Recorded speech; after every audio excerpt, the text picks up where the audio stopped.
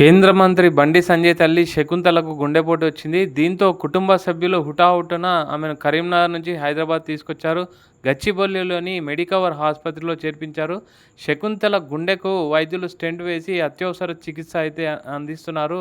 బండి సంజయ్ ఆసుపత్రికి చేరుకోవడం జరిగింది. తల్లి ఆరోగ్య పరిస్థితిపై వైద్యులతో మాట్లాడడం జరిగింది. సో, ఓవరాల్‌గా మనం చూసుకుంటే ప్రజెంట్ కేంద్ర మంత్రి బండి సంజయ్ యొక్క తల్లి శకుంతలకు గుండెపోటు రావడం జరిగింది. హుటాహుటిన హైదరాబాద్ అయితే తరలించడం జరిగింది. బండి సంజయ్ కుటుంబ సభ్యులు గచ్చిబౌలిలోని మెడికవర్ ఆసుపత్రిలో చికిత్స పొందుతున్నారు. ప్రజెంట్ ఐసీయూలో ఉండడం జరిగింది. ఆమెకు స్టెంట్ కూడా వేసినట్టయితే సమాచారం ఉంది. ఓవరాల్‌గా మెడికవర్ హాస్పిటల్‌కి చేరుకున్న బండి సంజయ్ అయితే అమ్మాయి యొక్క ఆరోగ్య పరిస్థితిపై అయితే ఆరా తీయడం జరిగింది.